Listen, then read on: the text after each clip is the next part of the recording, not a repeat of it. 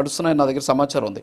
IIT, ఐఐఎంలకు, triple ఐటీలకు సంబంధించి కూడా ఇది ప్రైవేటు అదే పీపీపీ మోడ్లో నడుస్తున్నాయి. చాలా వరకు కూడా పీపీపీ అనే దానికి ఒక సపరేట్ వ్యవస్థను ఏర్పాటు చేసింది కేంద్ర ప్రభుత్వం. ఇందాక నేను స్టాండింగ్ కమిటీ కూడా మీకు చూపించాను డాక్యుమెంట్. మరి అందులో కూడా స్టాండింగ్ కమిటీ సిఫార్సులు ఉన్నాయి. రీసెంట్గా 4వ తేదీ డిసెంబర్ 4వ తేదీ అనుకుంటాను ఒక నివేదిక ఇచ్చింది standing committee, parliament standing committee. దీంట్లో కూడా పీపీపీ విధానాన్ని తీసుకురావాలన్నారు. అలాగే మెడికల్కి సంబంధించిన టూరిజంలో కూడా పీపీపీ విధానాన్ని తీసుకురావాలని చెప్పేసి కూడా వాళ్ళు సిఫార్సులు చేసినటువంటి పరిస్థితి.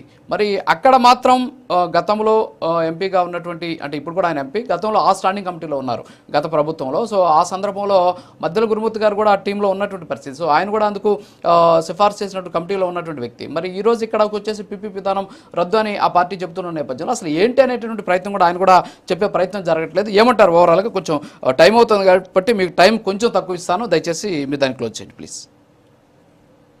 సార్, ముందుగా మీకు అలాగే ప్యానెల్ సభ్యులకి, ప్రైమ్ అండ్ వీక్షకులకు అందరికీ నమస్కారం అండి. జగన్మోహన్ రెడ్డి గారు 1,000,000 సంతకాలు సేకరణ అంటే గ్రామానికి 500 సంతకాలు వేసుకున్న, నియోజకవర్గానికి 50,000 సంతకాలు మరి ఎక్కడ సేకరణ చేసేసారు? ఈ రాష్ట్రంలోనూ పక్క రాష్ట్రంలోనూ వేరే గ్రహాల్లో కూడా సంతకాలు సేకరణ జరిగిందేమో మరి ఆయనకే తెలియాలి. ఈ రోజు 1,000,000 సంతకాలు సేకరణ కాదు సార్, 1,000,000 సార్లు ప్రజలకి క్షమాపణ చెప్పాలి, 1,000,000 సార్లు పొర్లు దండాలు పెట్టాలి. ఎందుకంటే ఆయన పాదయాత్రలో నేను 17 మెడికల్ కాలేజీలు కట్టేస్తాను, పార్లమెంట్ కి నియోజకవర్గానికి ఒక మెడికల్ కాలేజ్ కట్టేస్తాను నా హయాంలో అని హామీ ఇచ్చిన వ్యక్తి 2023 డిసెంబర్ కల్లా మెడికల్ కాలేజెస్ పూర్తి చేస్తానన్న వ్యక్తి మరి ఎందుకు చేయలేదన్నది ఆమెకి ఫస్ట్ ఆన్సర్ ఇవ్వాలి సార్. అలాగే పీపీపీ విధానాన్ని వ్యతిరేకిస్తున్నాను అన్నారు మీరు. అంటే నీతి ఆయోగ్ కంటే తెలివైన వాళ్ళ మీరు? 21 జనవరి 2020 నీతి ఆయోగ్ చెప్పింది చాలా స్పష్టంగా, కేంద్ర రాష్ట్ర ప్రభుత్వాలకి స్వయంగా మెడికల్ కాలేజ్ కట్టే ఆర్థిక వనరులు ఉండవు, ప్రైవేట్ విధానం కలుపుకుని వెళ్ళాలి, పబ్లిక్ ప్రైవేట్ పార్ట్నర్షిప్ లోనే వెళ్తేనే ఇది సాధ్యం అవుతుంది అని చెప్పి. మరి ఈ రోజు పీపీపీ విధానాన్ని వ్యతిరేకిస్తున్న మీరు, జగన్మోహన్ రెడ్డి గారు తాడేపల్లి నుంచి రోజు బెంగళూరుకు వెళ్లే హైవేలు పీపీపీ విధానంలో రాలేదండి? ఈ ఐఐటీలు రాలేదా? ఎన్ఐటీలు రాలేదా? ఈ రోజు ఇంజనీరింగ్ కాలేజీలు సార్, అంటే 90 దశకాల వరకు కూడా కొన్ని ప్రభుత్వ కాలేజీలు మాత్రమే ఉండేవి ఇంజనీరింగ్ కి, చాలా లిమిటెడ్ సీట్లు. మరి దాని తర్వాత 2000 తర్వాత ఈ రోజు ఎంతమంది ఇంజనీరింగ్ విద్యార్థులు గ్రాడ్యుయేట్లు అవుతున్నారండి? ఎంతమందికి సాఫ్ట్వేర్ జాబ్లు వస్తున్నాయండి? అంటే మరి అది పీపీపీ విధానంలో వచ్చిన కాలేజెసే కదా. మరి ఇప్పుడు మెడికల్ కాలేజ్ వచ్చేటప్పటికి మీరు ఎందుకు అంత రాద్ధాంతం చేస్తున్నారు? ముందుగా ఒక్కొక్క మెడికల్ కాలేజ్ కి 500 కోట్ల రూపాయలు ఖర్చు అవుతుంది సార్. 17 మెడికల్ కాలేజీలు అంటే కనీసం 8,500 కోట్ల రూపాయలు. జగన్మోహన్ రెడ్డి గారు పూర్తి చేశానని చెప్పుకుంటున్న 7 కాలేజీలు తీసుకుంటే కూడా 3,500 కోట్ల రూపాయలు ఖర్చు అవ్వాలి. కానీ ఇక్కడ జరిగిన ఖర్చు ఎంతండి? మొత్తం 1,550 కోట్ల రూపాయలు. అందులోకి 1,100 కోట్ల రూపాయలు సెంట్రల్ గవర్నమెంట్ ఇస్తే వీళ్ళు దాదాపు 400 నుంచి 450 నుంచి 475 కోట్ల రూపాయలు ఖర్చు చేశారు. అందులో కూడా 150 కోట్ల రూపాయలు కాంట్రాక్టులకి ఈ రోజు బిల్లు పెండింగ్ ఉన్నాయి. అంటే నికరంగా జగన్మోహన్ రెడ్డి గారు గవర్నమెంట్ ఖర్చు చేసింది కేవలం 300 కోట్ల రూపాయలు. మీరు 5 సంవత్సరాల్లో 300 కోట్ల రూపాయలు ఖర్చు పెట్టి ఈ ప్రభుత్వం వచ్చిన 18 నెలల కాలంలో దాదాపు 750 నుంచి 1000 కోట్ల రూపాయల వరకు మేము ఖర్చు పెడితే మీరు మా మీద బురద జల్లుతున్నారు. మీరు మొత్తం 5 సంవత్సరాలు కలిపి ఖర్చు పెట్టింది ఎంతండి? 300 కోట్ల రూపాయలు. ఈ ప్రజలకు ఈ నిజాలు తెలియాలి. ఇంకొక విషయం సార్, మీరు ఋషికొండ ప్యాలెస్ కి 600 కోట్లు ఖర్చు పెట్టారు.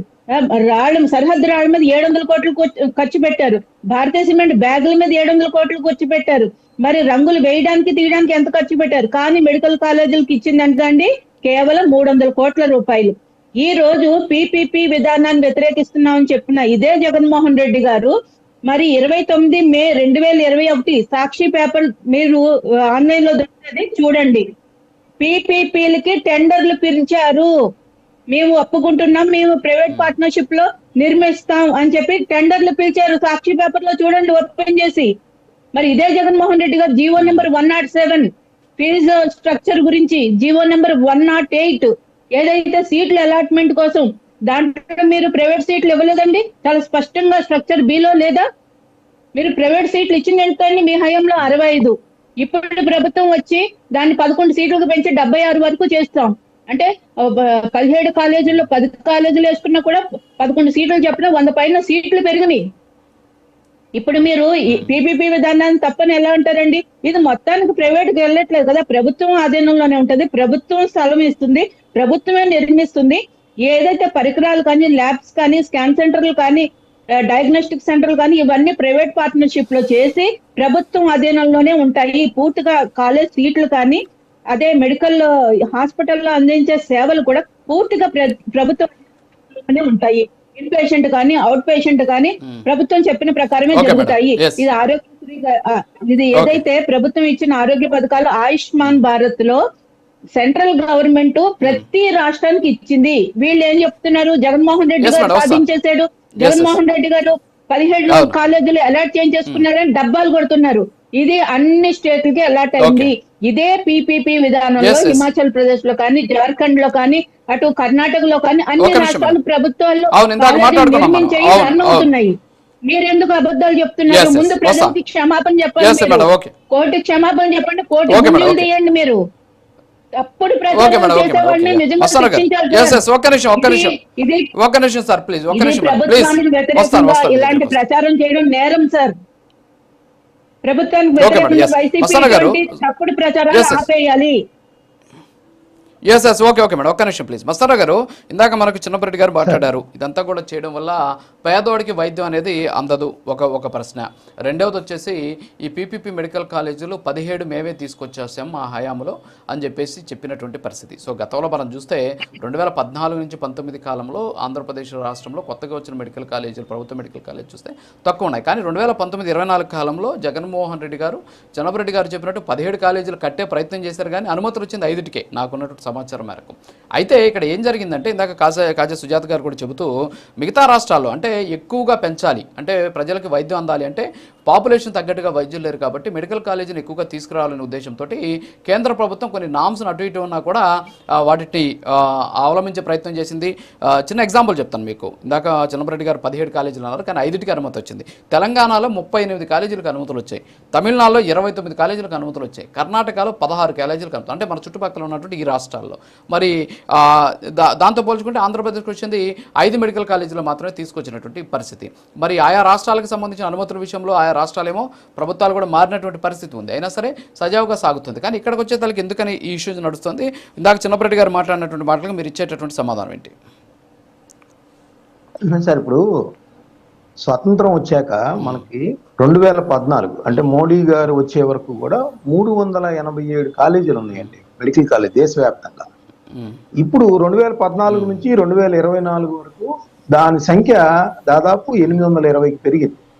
దీనికి కారణం ఏంటంటే ఆయుష్మాన్ భవ అనే ఒక జాతీయ వైద్య కమిషన్ ద్వారా ఆయుష్మాన్ భారత్ ఆయా రాష్ట్రాల్లో భారతదేశ వ్యాప్తంగా వాళ్ళందరికీ ఇచ్చారు. గతంలో 387 కాలేజీల్లో, మెడికల్ కాలేజీల్లో కేవలం 51,000 సీట్లు మాత్రమే ఉన్నాయి. ఇప్పుడు ఈ రోజు 1,28,000 సీట్లకి పెంచారు. ఇదంతా కూడా నరేంద్ర మోడీ గారు ఏదైతే ఆ విధానాన్ని తీసుకొచ్చారో దానిలో భాగంగా ఏ రాష్ట్ర ప్రభుత్వం అయినా కూడా మెడికల్ కాలేజీల కోసం వెనకబడిన ప్రాంతాలు కానీ ఎక్కడైతే లేవో అక్కడ వాటికి అప్లికేషన్ పెట్టుకుంటేనే ఇచ్చేసే పరిస్థితి ఉంది. అది పోరాడాల్సిన అవసరం లేదు. ఎందుకంటే వాళ్ళు 387 ఇప్పుడు 820 అయినాయి అంటేనే దాని యొక్క ఇది. అంటే నేను జగన్మోహన్ రెడ్డి గారు గొప్పతనం లేదంటలేదు. జగన్మోహన్ రెడ్డి గారు ఎక్కడెక్కడైతే వైద్య కళాశాలలు అవసరమైనాయో అక్కడక్కడ అప్లికేషన్లు పెట్టారు, దాన్ని స్టార్ట్ చేయాలని ఒక మంచి ప్రయత్నమే చేశారు. అయితే అంటే నేను ఇంకోటి చెప్తాను, ఇందాక చిన్నపరెడ్డి గారు అంటా ఉన్నారు, కానీ ఖచ్చితంగా జగన్మోహన్ రెడ్డి గారు ఇష్టం అండి. ఆయన ప్రజల్లోకి వస్తారా, కార్యకర్తలు తిరుగుతారా, అది ఆయన ఇష్టం. ఆయన గెలిపించిన అసెంబ్లీకే, అంబేద్కర్ చెప్పిన చట్టసభకి ఆయన రానంటున్నాడు, అది ఆయన ఇష్టం. నేనేం చేస్తాను? ఆయన కార్యకర్తల వరకే పిలిపిస్తారు, కార్యకర్తలే తన్నులు తినాలి, కేసులు పెట్టించుకోవాలి, నేను